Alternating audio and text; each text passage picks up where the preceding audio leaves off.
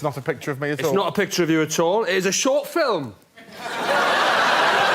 Welcome to WatchMojoUK, and today we're looking at the most mercenary contestants in Taskmaster history. They don't have to have actually won their series, but they have to have put up a fight if they didn't. It's amazing how much it compacts down into a baby's head.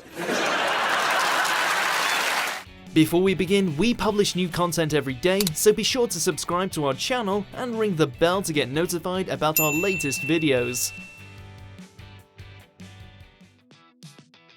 Number 10. Tim Key. There's one slight issue in that there was a rule saying you're not allowed to remove the plug. As one of the contestants who competed in the early Edinburgh Fringe versions of Taskmaster, Tim Key knew exactly how to play the game going in. He ended up coming second to last in the first ever series, but his ruthlessness knew no bounds, as he was caught cheating more than once. It's unfortunate. The thing is, if he'd been... I didn't know that.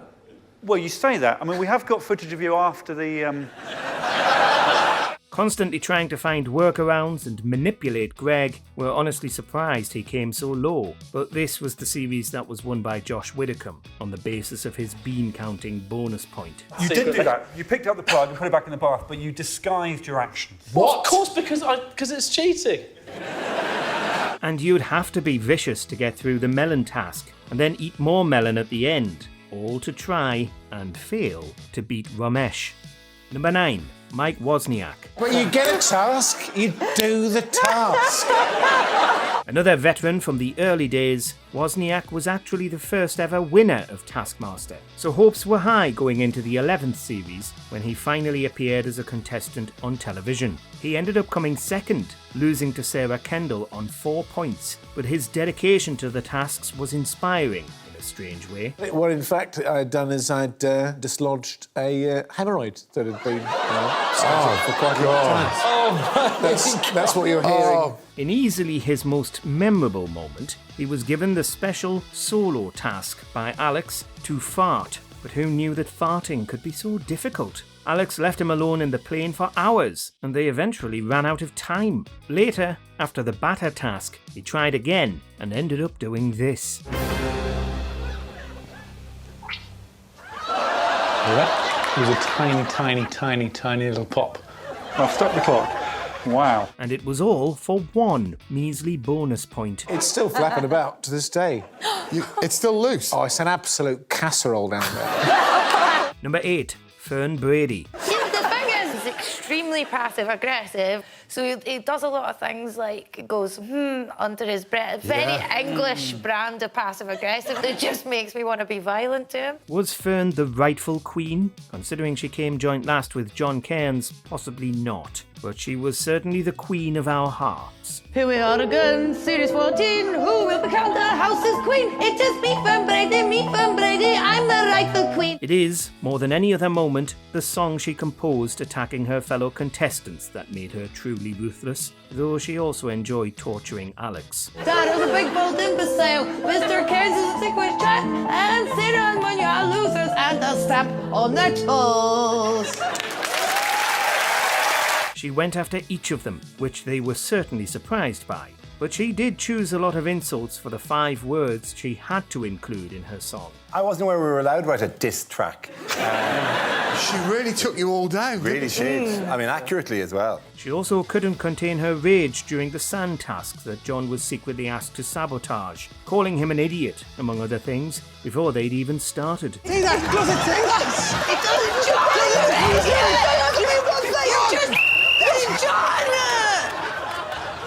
Yeah, that's your time up.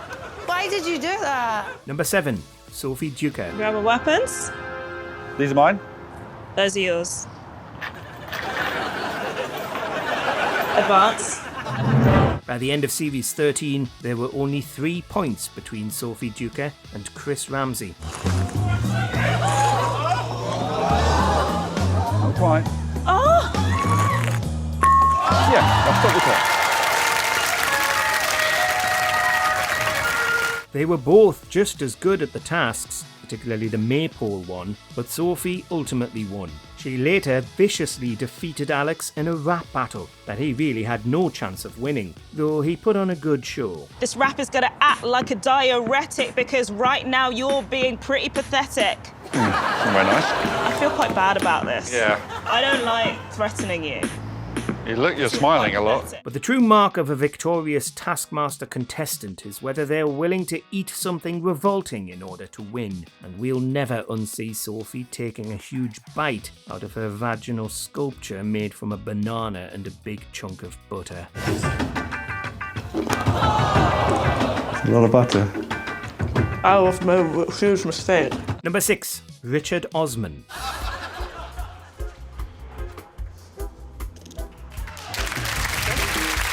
Thought of that a while before, right? He was always bending the rules to make the tasks easier for himself, in a way that enraged his fellow panellists back in Series 2. He was another unlucky loser as Catherine Ryan ultimately won the series, though his manipulation tactics went down in Taskmaster history. Is Richard Osman a genius, or should that not be allowed? There's definitely something in there about the balls and up the hill. Most notable was, of course, the yoga ball task, where he brought the yoga mat down from the top of the hill, enraging everyone. And I put my heart out there. I said, this is my son who's put it out there. How many points did I get?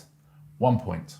1 point. Thank you, Greg. But he continued arguing over the tasks years later when he was asked to review his Ultimate Episode compilation, saying that he should have been given more points because his kids came to see one of the tapings. But we know he was just sore that he didn't win. Have they got over it? No.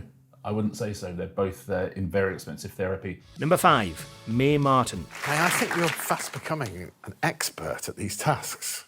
Oh, thank you. They beaver away, they create something. They also came to win, and did so by a significant 16-point margin, taking the contest seriously from the beginning. More than many other players, they knew exactly how they wanted to execute their tasks, and often did so flawlessly.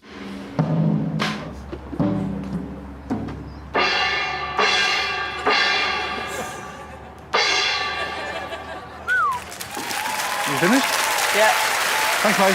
Thank you. With one controversial out-of-the-box thinking, they had the longest drum solo by a mile, getting dozens of hits with a single throw, debatably, and later said on camera that they didn't like doing the team tasks. I like doing a task like this where I'm just on my own and I don't have to deal with anyone else's ideas. You don't. Greg then let them get away with bending the rules again by drawing pineapples on a piece of paper.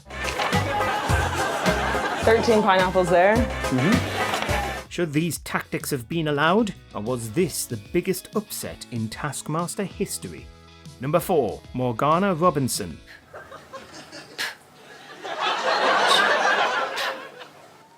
It's either someone who doesn't know what beatboxing is, Victoria, Right. or it's someone pretending they don't know what it is. Another cheater who ended up winning, Morgana tricked her way to victory. There was the time she pretended not to know how to beatbox just so that Victoria would be in trouble, though Greg correctly guessed that only the professional impressionist would go out there and do an impression. That level of cunning I'm going to attribute to Morgana.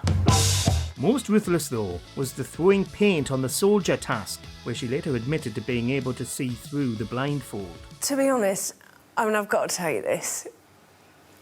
I could see a little bit. Because I think it's because my eyes are bulgier than everyone else's. She then successfully got Greg to blame Alex for this, even though she could have said so on the day and had the blindfold moved, and won all 5 points. She even got Alex to believe that she'd have won whether she'd cheated or not. I would say, if you're gonna saddle a horse up, make sure you saddle it up right, but don't blame the horse. Number 3, Dave Gorman. Any clues? I think it's on the grass. I can't see it on the carpet. Yeah, we could spend a lot of time looking for a pig. Luckily, this infamous cheater didn't win his series, beaten by Rob Beckett, because there was no honour in the stunts he pulled. I do trust you, but I don't entirely trust you. Okay, no, that's fine. Most egregious was the pea in the racket incident, where he blatantly lost the pea and then asked Alex to get him a new one. Can I get you anything? A pea? Not to use. Just I quite like a pea. He lied over and over again, to Alex's face and later in the studio, and insisted that the pea had gotten stuck.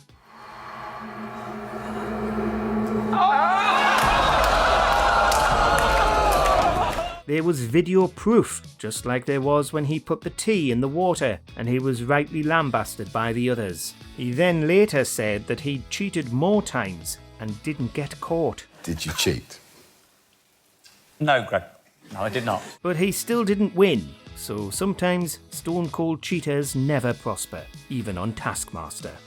Number 2, Ed Gamble. My first instinct is to eat a whole raw aubergine, or to destroy one and leave little bits around the room. He was a machine throughout the series, handling every task as if it was his job, which technically it was. There was nothing he wouldn't do, from pretending to be the donkey in Buckaroo to being the only one who successfully completed the 7 tasks. But you're a conscious being. Oh, I'm so sorry. The original had 3 sensitivity levels that were adjustable via a switch under the saddle. And Thank you! Yeah, there was nothing like that. I've got 3 sensitivity levels. Those 7 tasks were perhaps more ruthless than Gamble himself, and easily one of the cruelest challenges the show's ever posed. But he also wasn't shy about arguing with Greg during the scoring. That was the worst day of my f***ing life. So far. If I could have taken out a couple of wellies, I would have been fine. F***ing fly.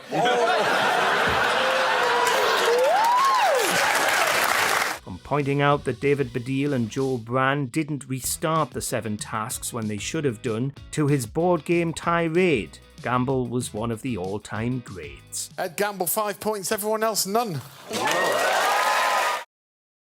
Number 1, Rhod Gilbert. Have you got anything like super glue or a staple gun or something like that? It was spectacular when Rhod Gilbert was ultimately beaten by Kerry Godliman, but perhaps that was because Kerry didn't leave Greg feeling threatened and disturbed by her task attempts. I haven't looked round yet, but if this is a fair superimposed on top of a picture of me looking fat... From sneaking into Greg's house and taking a video of him sleeping, to persuading Greg's mum to take part in some of the challenges, Gilbert had one mission: make Greg Davies look as stupid as possible.